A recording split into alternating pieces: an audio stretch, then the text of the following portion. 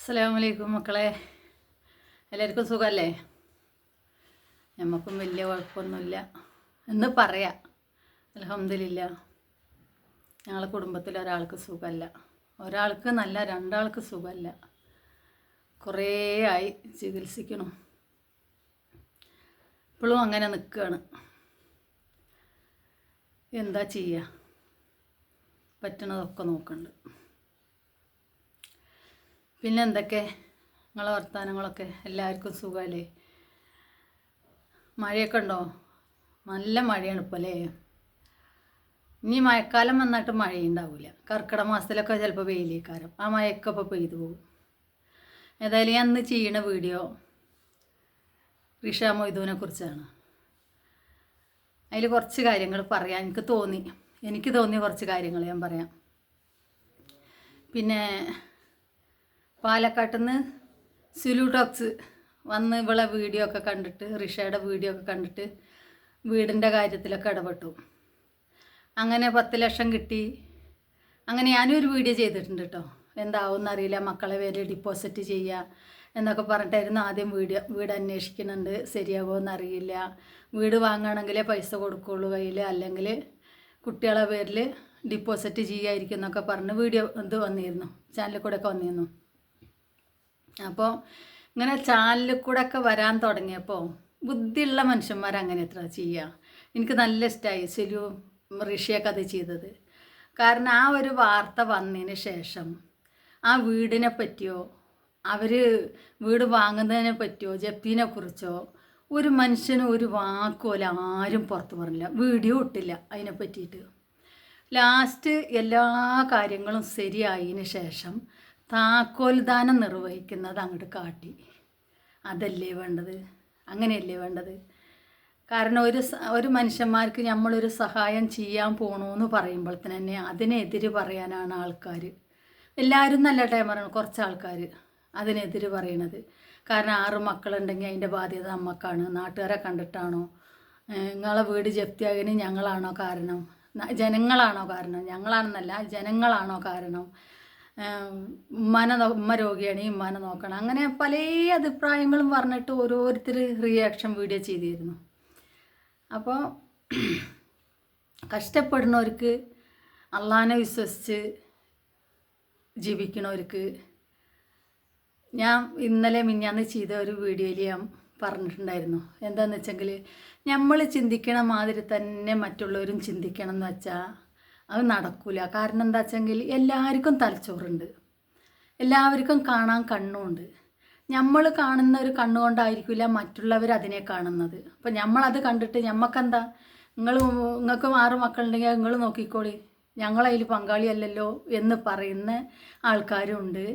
പാവങ്ങളാണ് കേട്ടോ, 6 മക്കളുണ്ട്, എന്തായിട്ട് ഞങ്ങൾ കാട്ടുക, ജപ്തിയായി. അപ്പോൾ എങ്ങനെയെങ്കിലും അവരൊന്ന് സഹായിക്കണം. നമ്മളെ കൊണ്ടാകുന്നത്, ഇനി നമ്മളെ കൊണ്ട് ഒറ്റയ്ക്ക് പറ്റിയില്ലെങ്കിൽ വേറെ ആരെങ്കിലുമൊക്കെ കൂടിയിട്ടെങ്കിലും ആയിട്ടെങ്കിലും സഹായിക്കണം എന്നുള്ള ചിന്തയുള്ള മനുഷ്യന്മാർ ഒരുപാടുണ്ട് നമ്മളെ നാട്ടിൽ. അതായത് 1 2 ആൾക്കാർ അല്ലെങ്കിൽ 3 ആൾക്കാർ മാത്രമേ ഉള്ളൂ ഈ സഹായം കൊടുക്കുന്നതിന് എതിരായിട്ട് വീഡിയോ ചെയ്യുന്ന ആൾക്കാർ. അല്ലാത്തവരൊക്കെ ഇപ്പോൾ സിലു വന്നു, റിഷ മൊയ്തുവിന് വേണ്ടി വീഡിയോ ചെയ്തു, അവളെ കയ്യിലും കുറേ കാശ് കിട്ടി.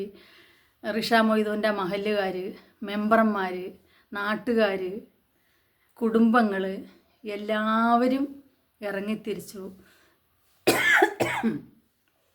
സോറി കേട്ടോ. അങ്ങനെ അവർക്കെല്ലാവരും കൂടിയിട്ട് ഒരു വീട് ആക്കി കൊടുത്തു. അപ്പം ഞാനും ഇന്നലെ കണ്ടത് പച്ച കളറ് ഉള്ള ഒരു പെയിൻ്റ് അടിച്ചത്, ആ വാങ്ങിയ താത്ത തന്നെ താക്കോല് കൈമാറുന്ന ഒരു രംഗം സന്തോഷം തോന്നിയത് കണ്ടിട്ട്. കാരണം ഞാനൊക്കെ ചിന്തിക്കുന്ന എന്താ വെച്ചെങ്കിൽ ഒരാളുടെയെങ്കിലും കഷ്ടപ്പാട് മാറിക്കഴിഞ്ഞാൽ ആ ദുരിതം നമുക്ക് കണ്ണ് കാണണ്ടല്ലോ.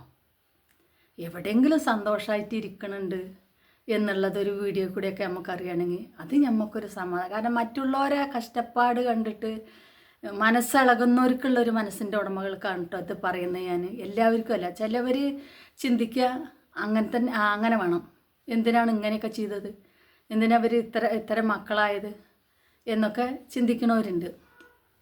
അപ്പോൾ അതിൽ റിഷ മൊയ്തു 6 മക്കളുണ്ടാവാനുള്ള സാഹചര്യങ്ങൾ ഇതൊക്കെ പറയുകയും ചെയ്തിരുന്നു. അതെന്തായാലും ഇൻഷാ അല്ലാ അതൊക്കെ ശരിയായി. ഞാൻ മക്കൾക്കും ഓൾക്കോളെ ഭർത്താവിനും ഓളെ ഉമ്മാക്കും അൽഹംദുലില്ലാ ആ വീട്ടിൽ സന്തോഷത്തോടെ കഴിയാം.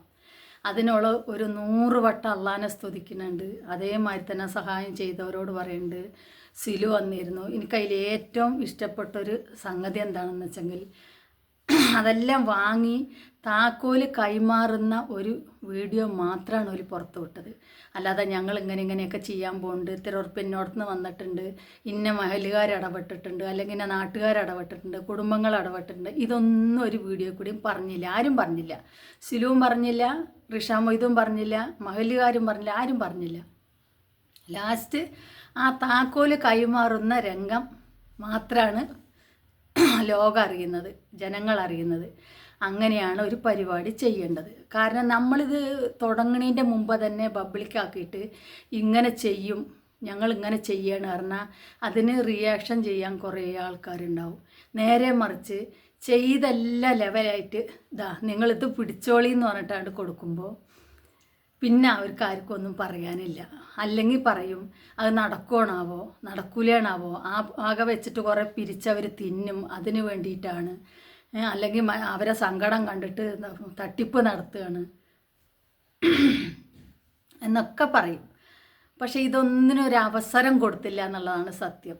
ആർക്കും ഒരു കുറ്റം പറയാനുള്ള അവസരങ്ങൾ റിഷാ മൊയ്തോ സുലു ടോക്സോ കൊടുത്തില്ല, മഹല്ലുകാരും കൊടുത്തില്ല, നാട്ടുകാരും കൊടുത്തില്ല. കാരണം അവർ മാത്രമായിട്ട് അവരെ കുറച്ച് ആൾക്കാർ കൂടി നിന്നത് റെഡിയാക്കിയിട്ട് താക്കോല് കൈമാറുന്ന രംഗം അത് കാട്ടി.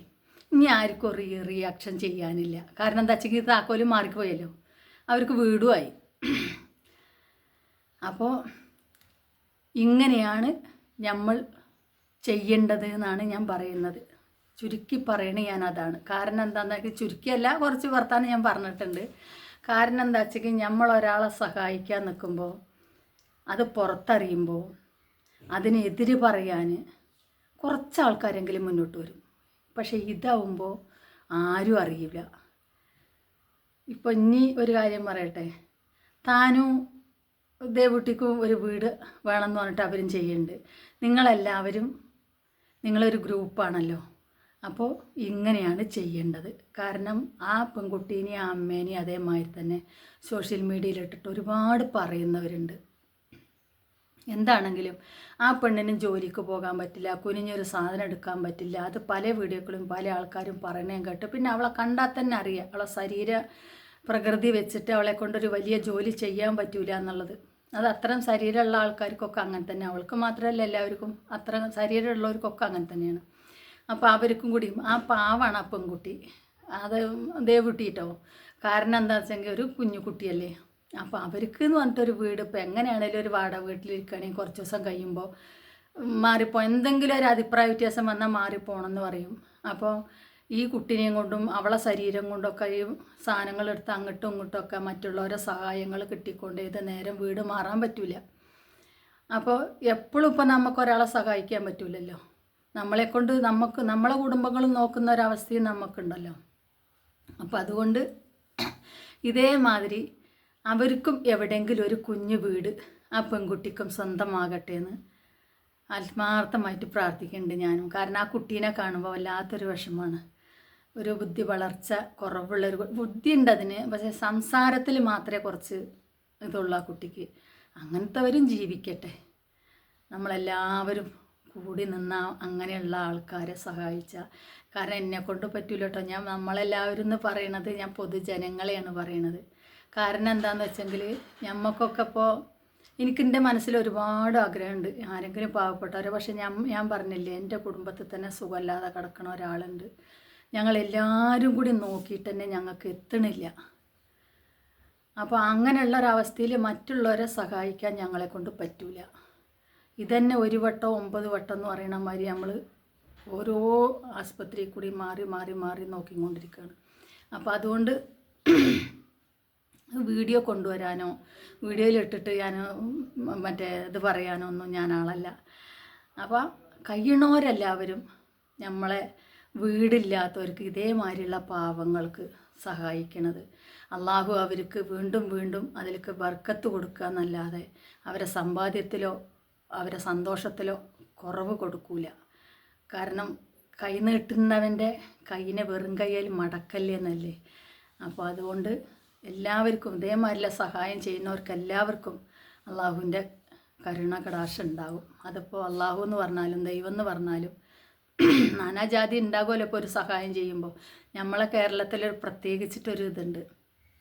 ഒരു പ്രളയം വന്ന, അതേമാതിരി ഒരു കൊറോണ വന്ന, ഒരു അപകടം നടന്ന, ഇപ്പോൾ ഒരു വിമാന അപകടമൊക്കെ നമ്മളെ കരിപ്പൂരിൽ വന്നല്ലോ. അങ്ങനെയൊക്കെ ഉള്ളൊരവസരം വന്നാൽ അവിടെ നമ്മളാരും പാർട്ടി നോക്കൂല, ജാതി നോക്കൂല, മതം നോക്കൂല, എല്ലാവരും ഇറങ്ങും. അത് കഴിഞ്ഞ് അവരെയൊക്കെ സുരക്ഷിതമായിട്ടൊരു സ്ഥലത്ത് കൊണ്ട് ഇരുത്തി കഴിഞ്ഞതിന് ശേഷം നമ്മൾ പറയാൻ തുടങ്ങും. പിന്നെ നമ്മൾ മറ്റുള്ള കാര്യങ്ങൾ പറയാൻ തുടങ്ങും. അങ്ങനെ ഒരു ഇത് നമ്മളെ നാട്ടിലുണ്ട്. സാരമില്ല, എന്നാലും ആ അപകടത്തിന് എല്ലാവരും ഒന്നിച്ച് കൂടുന്നുണ്ടല്ലോ, അതും ഒരു ഹൈറല്ലേ.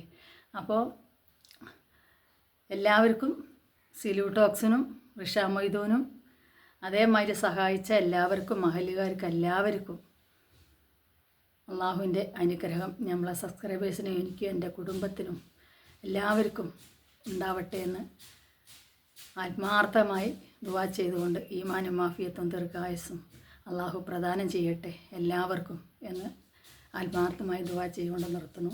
വീണ്ടും അടുത്ത വീഡിയോ സന്ധിക്കുമ്പോഴേക്കും വണക്കം. അസ്സലാമു അലൈക്കും.